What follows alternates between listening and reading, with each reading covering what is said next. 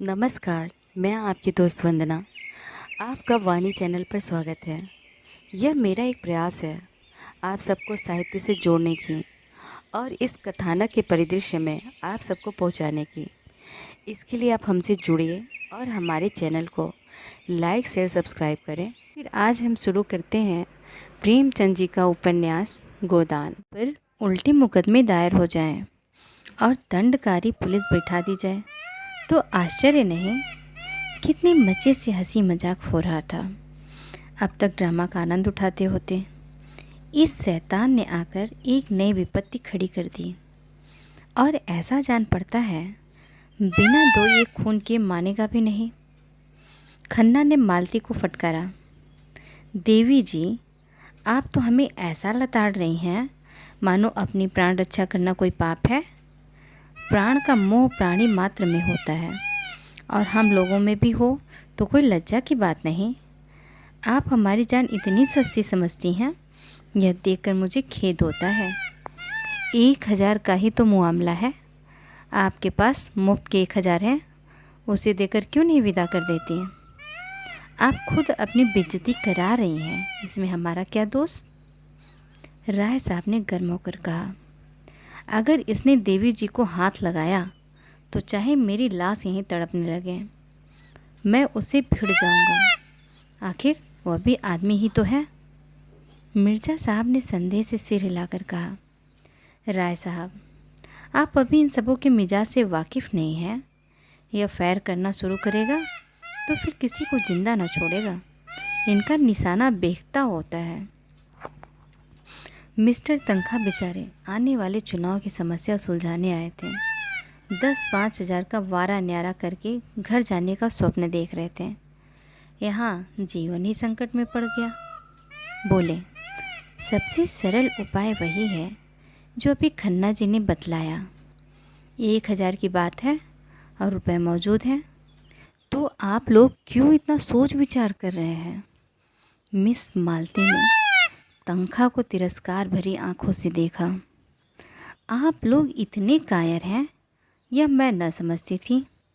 मैं भी यह न समझता था कि आपको रुपए इतने प्यारे हैं और वह भी मुफ्त के। जब आप लोग मेरा अपमान देख सकते हैं तो अपने घर की स्त्रियों का अपमान भी देख सकते होंगे। तो आप भी पैसे के लिए अपने घर के पुरुषों को होम करने में संकोच न करेंगे? खान इतनी देर तक झल्लाया हुआ सा इन लोगों की गिटपिट सुन रहा था। एकाएक गरज कर बोला, हम अब नहीं मानेगा। हम इतनी देर यहाँ खड़ा है, तुम लोग कोई जवाब नहीं देता। जेब से सीटी निकाल कर, हम तुमका 1 लम्हा और देता। अगर तुम रुपया नहीं देता तो हम सीटी बजाएगा और हमारा 25 जवान यहाँ आ जाएगा, बस। फिर आंखों में प्रेम की ज्वाला भरकर उसने मिस मालती को देखा। तुम हमारे साथ चलेगा दिलदार, तुम्हारा आशिक है, मगर कोई सच्चा आशिक नहीं। सच्चा इश्क क्या है हम दिखा देगा।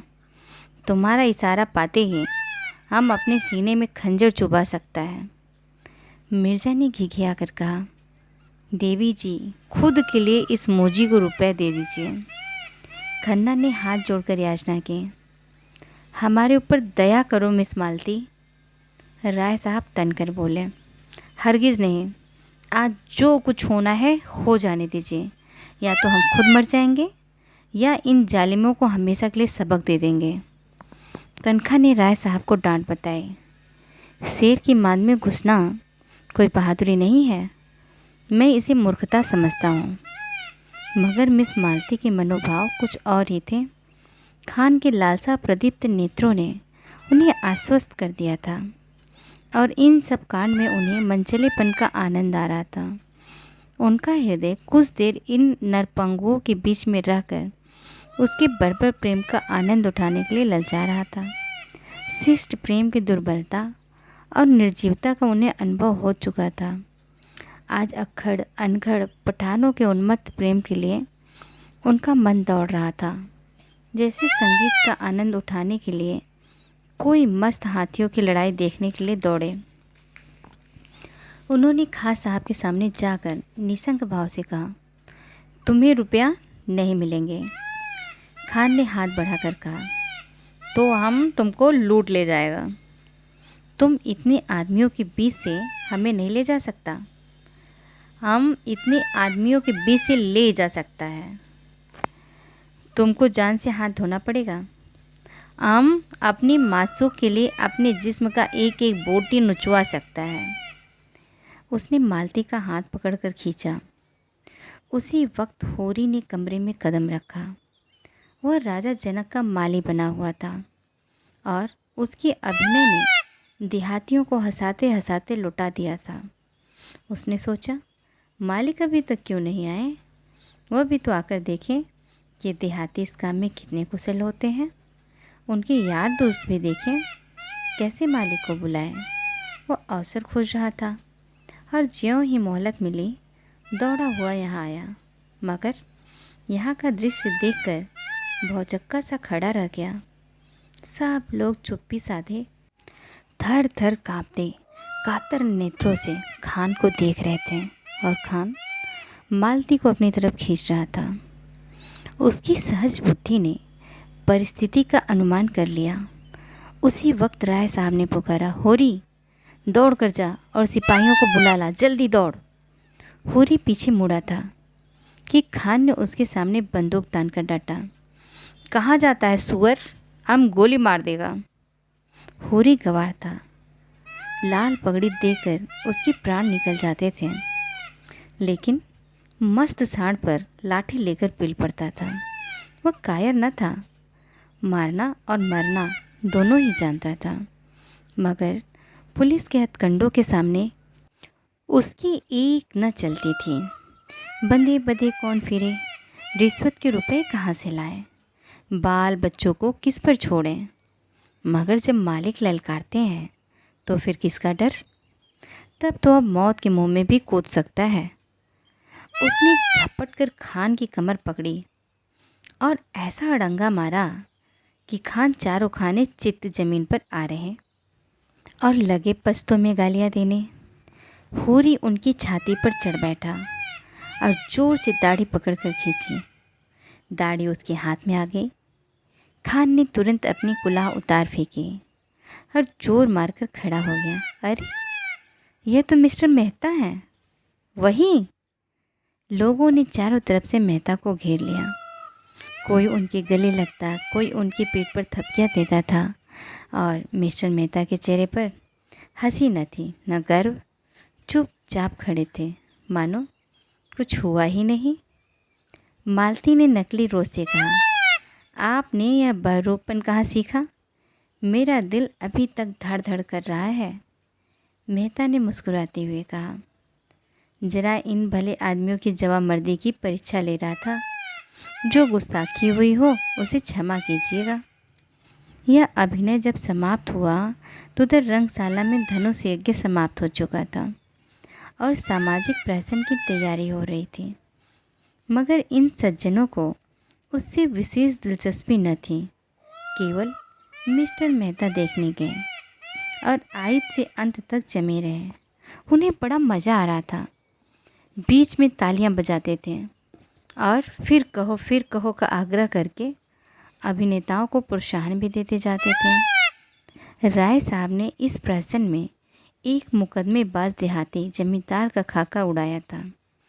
कहने को तो प्रहसन था, मगर करुणा से भरा हुआ।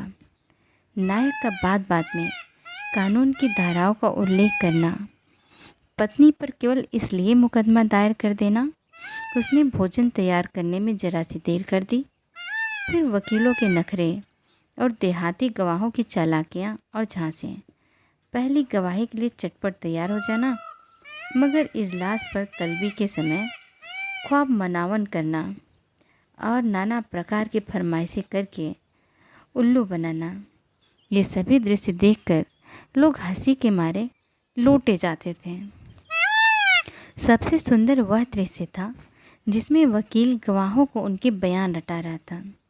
गवाहों का बदल जाना ऐसा सजीव और सत्य था कि मिस्टर मेहता उछल पड़े और तमाशा समाप्त होने पर नायक को गले लगा लिया और सभी नटों को एक एक मेडल देने की घोषणा की। राय साहब के प्रति उनके मन में श्रद्धा के भाव जाग उठे। राय साहब स्टेज के पीछे ड्रामे का संचालन कर रहे थे। मेहता दौड़कर उनके गले लिपट गए और मुग्ध होकर बोले, आपकी दृष्टि इतनी पैनी है, इसका मुझे अनुमान न था। दूसरे दिन जलपान के बाद शिकार का प्रोग्राम था। वहीं किसी नदी के तट पर बाग में भोजन बने, खूब जल क्रीड़ा की जाए और शाम को लोग घर आएँ, देहाती जीवन का आनंद उठाया जाए। जिन मेहमानों को विशेष काम था वह तो विदा हो गए, लेकिन वे ही लोग बच रहे हैं जिनकी राय साहब से घनिष्ठता थी। मिसेस खन्ना के सिर में दर्द था, न जा सके, और संपादक जी इस मंडली से जले हुए थे और इनके विरुद्ध एक लेखमाला निकालकर इनकी खबर लेने के लिए विचार में मग्न थे। सब की सब छटे हुए गुंडे हैं, हराम के पैसे उड़ाते हैं और मूँछों पर ताव देते हैं। दुनिया में क्या हो रहा है इन्हें क्या खबर, इनके पड़ोस में कौन मर रहा है इन्हें क्या परवाह। इन्हें तो अपने भोग विलास से काम है। यह मेहता जो फिलासफर बना फिरता है, उसे यही धुन है कि जीवन को संपूर्ण बनाओ। महीने में 1000 लेते हो, तुम्हें अख्तियार है, जीवन को संपूर्ण बनाओ या परिपूर्ण बनाओ। जिसको यह फिक्र दबाए डालती है कि लड़कों का ब्याह कैसे हो, या बीमार स्त्री के लिए वैद्य कैसे आए, या आपकी घर का किराया किसके घर से आएगा, वह अपना जीवन कैसे संपूर्ण बनाए। छोटे सांड बने दूसरों के खेतों में मुंह मारते फिरते हो और समझते हो संसार में सब सुखी हैं। तुम्हारी आंखें तब खोलेंगे जब क्रांति होगी और तुमसे कहा जाएगा, बच्चा खेतों में चलकर हल जोतो, तब देखें तुम्हारा जीवन कैसे संपूर्ण होता है। और वह जो मालती है, जो बाहर घाटों घाटों का पानी पी कर भी मिस बनी फिरती है, शादी नहीं करेगी। इससे जीवन में बंधन पड़ जाता है और बंधन में जीवन का पूरा विकास नहीं होता। बस जीवन का पूरा विकास इसी में है कि दुनिया को लूटे जाओ और निर्द्वंद विलास किए जाओ। सारे बंधन तोड़ दो, धर्म और समाज को गोली मारो, जीवन के कर्तव्यों को पास न फटकने दो। बस तुम्हारा जीवन संपूर्ण हो गया। इससे ज़्यादा आसान और क्या होगा। माँ बाप से नहीं पटती, उन्हें धता बताओ। शादी मत करो, यह बंधन है। बच्चे होंगे, यह मोह पास है। मगर टैक्स क्यों देते हो, कानून भी तो बंधन है, उसे क्यों नहीं तोड़ते, उसे क्यों कन्नी काटते हो। जानते हो ना कि कानून की जरा भी अवज्ञा की और बेड़ियाँ पड़ जाएंगी। बस वही बंधन तोड़ो जिसमें अपनी भोग लिप्सा में बाधा न पड़ती। रस्सी को सांप बनाकर पीटो और 30 मारखा बने रहो। जीते सांप के पास जाओ ही क्यों, और फुंकार भी मारे तो लहरें आने लगेंगी। उसे आते देखो तो दुम दबाकर भागो। यह तुम्हारा संपूर्ण जीवन है। 8 बजे शिकार पार्टी चली। खन्ना ने कभी शिकार न खेला था। बंदूक की आवाज़ से काँपते थे, लेकिन मिस मालती जा रही थी, वह कैसे रुक सकते थे। मिस्टर तनखा को अभी तक इलेक्शन के विषय में बातचीत करने का अवसर न मिला था। शायद वहाँ वह अवसर मिल जाए। राय साहब अपने इस इलाके में बहुत दिनों से नहीं गए थे। वहाँ का रंग ढंग देखना चाहते थे। कभी कभी इलाके में आने जाने से आदमियों से संबंध भी हो जाता है और रोब भी रहता है। कारकुन और प्यादे भी सचेत रहते हैं। मिर्ज़ा खुर्शीद को जीवन के नए अनुभव प्राप्त करने का शौक़ था, विशेषकर ऐसे जिनमें कुछ साहस दिखाना पड़े। मिस मालती अकेले कैसे रहती, उन्हें तो रसिकों का जमघट चाहिए। केवल मिस्टर मेहता शिकार खेलने के सच्चे उत्साह से जा रहे थे। राय साहब की इच्छा तो थी कि भोजन की सामग्री, रसोइयाँ, कहार, खिदमतगार सब साथ चलें, लेकिन